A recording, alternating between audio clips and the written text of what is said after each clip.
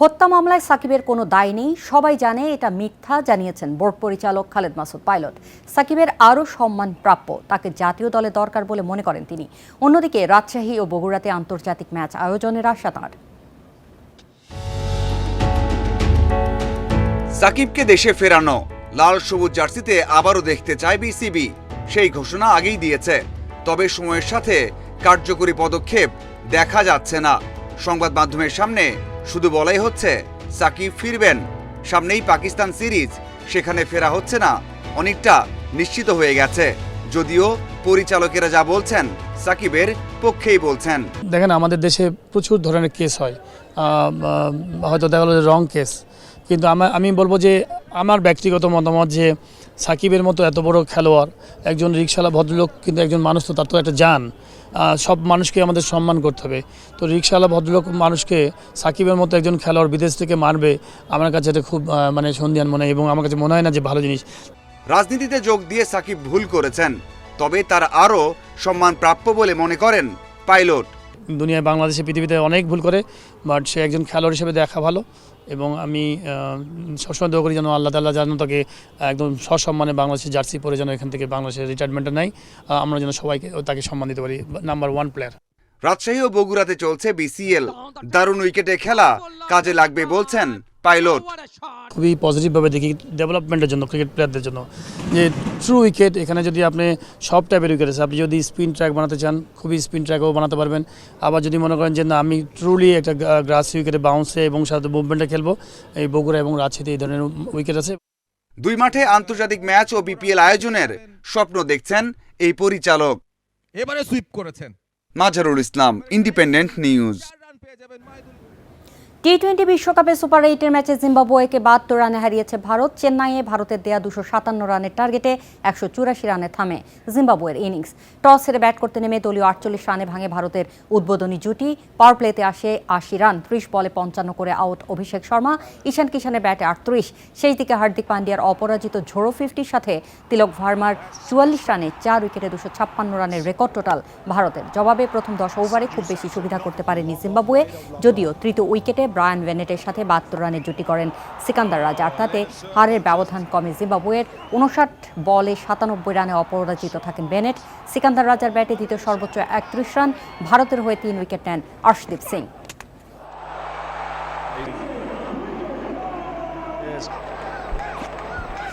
টি-20 বিশ্বকাপের super 8-এ West ইন্ডিজকে 9 উইকেটে হারিয়ে সেমিফাইনালে সাউথ আফ্রিকা। 177 রানের টার্গেটে 23 বল বাকি রেখে জয় পায় প্রোটিয়ারা।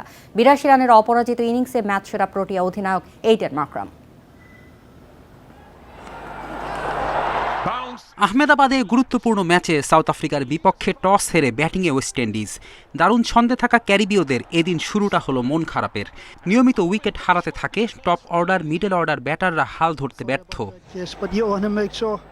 83 রানে 7 উইকেট হারিয়ে যখন হতাশার ডুবো চড়ে, তখন জেসন হোল্ডার ও রোমারিও শেফার্ডের ব্যাটে ঘুরে দাঁড়ায় ক্যারিবীয়রা। 4টি ছক্কায় হোল্ডার করেন 49, 3 ছক্কায় 50 শেফার্ডের। এই দুজনের ব্যাটে লড়াইয়ের পুঁজি পায় উইন্ডিজ, ছুড়ে দেয় 177 রানের টার্গেট। আসর জুড়ে উইন্ডিজের যে বোলিং পারফরমেন্স, তাতে লড়াইটা জমবে ধারণা করা হচ্ছিল, কিন্তু প্রায় 180 রানের টার্গেটও মামুলি বানিয়ে ফেলে সাউথ আফ্রিকা। দুই প্রোটিয়া ওপেনারের নিখুঁত ব্যাটিং, মার্করাম ও ডিককের 95 রানের জুটির পর কার্যত আর কোনো আশা থাকেনি উইন্ডিজের। ডিকক 47 করে ফিরলেও দলকে জিতিয়ে মাঠ ছাড়েন মার্করাম। প্রোটিয়া অধিনায়ক অপরাজিত ছিলেন 82 রানে। তাকে সঙ্গ দেয়া রায়ান রিকেলটনও অপরাজিত 45 রানে। শুরুতে ব্যাটিং করলে বাড়তি একটা দায়িত্ব থাকে, সেটা ঠিকমতো করতে পেরেছি। প্রথম জুটি থেকেই আমাদের রসায়ন দারুণ ছিল, পাওয়ার প্লে কাজে লাগিয়েছি, উইকেটও ভালো ছিল। পরের ম্যাচগুলোতেও আমরা একই ছন্দ ধারাবাহিকতায় এগুতে চাই। সাউথ আফ্রিকার জয়ে ওয়েস্ট ইন্ডিজের সেমিফাইনালের পথ কঠিন হলো।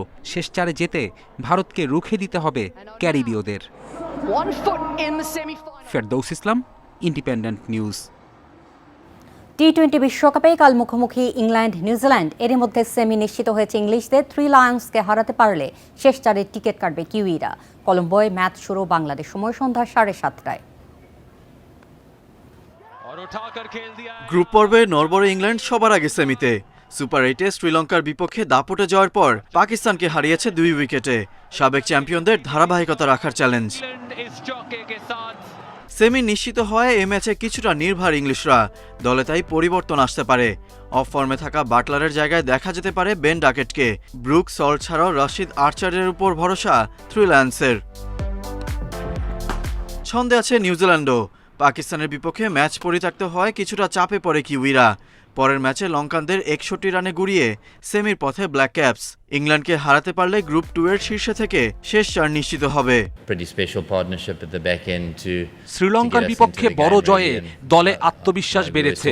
ইংল্যান্ড দুর্দান্ত ও কঠিন প্রতিপক্ষ, কিন্তু ওদের হারানোর সামর্থ্য আছে। হ্যারি ব্রুককে নিয়ে আমরা সতর্ক আছি। কলম্বোর উইকেটে স্পিনাররা বড় ভূমিকা রাখবে। ম্যাচটি নিউজিল্যান্ডের পাশাপাশি পাকিস্তানের জন্য মহা গুরুত্বপূর্ণ। ইংল্যান্ড জিতলে সেমির স্বপ্ন টিকে থাকবে মেন ইন গ্রিনের। থ্রিল্যান্স হারলে সুপার 8 থেকে বিদায় নিশ্চিত হবে 2009 সালের চ্যাম্পিয়নদের। Galib Hasan, Independent news.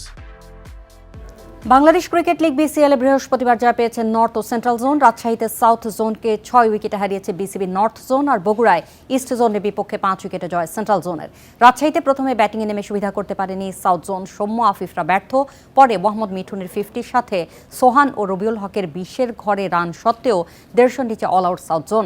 নাহিদ রানা ও মেহরব হোসেন নেন 3টি করে উইকেট। জবাবে লিটনের অপরাজিত 55 ও হৃদয়ের 33 রানে সহজ জয় পায় বিসিবি নর্থ জোন। অন্যদিকে বগুড়ায় ইস্ট জোনের বিপক্ষেও ভালো শুরু পেয়েও ইনিংস বড় করতে পারেননি পারভেজ ইমন, জাকির হাসান, ইয়াসির রাব্বিরা। শেষ পর্যন্ত 9 উইকেট হারিয়ে স্কোরবোর্ডে 237 রান ইস্ট জোনের। রান তাড়ায় নাইম শেখের অনবদ্য ব্যাটিং।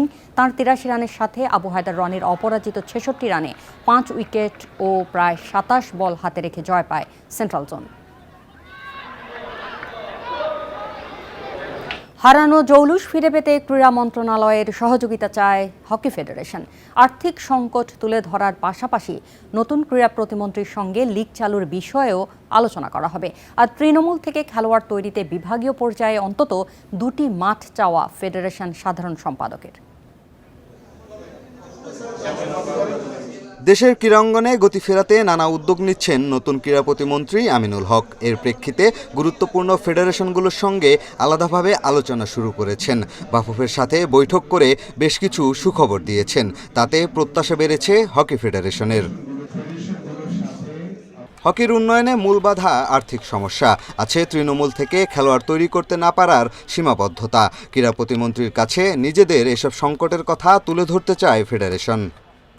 যেসব বিভাগে বা ডিস্ট্রিক্টে হকি খেলা পরিচয়, সব জায়গায় হকি খেলা চলে না, সব জায়গায় হকি খেলা চলে না, কিন্তু যেখানে হকি খেলা আছে ওখানে আমাদেরকে একটা মাঠ দিতে, তাহলে কিন্তু হকি উন্নতি করার অনেক সুযোগ আছে।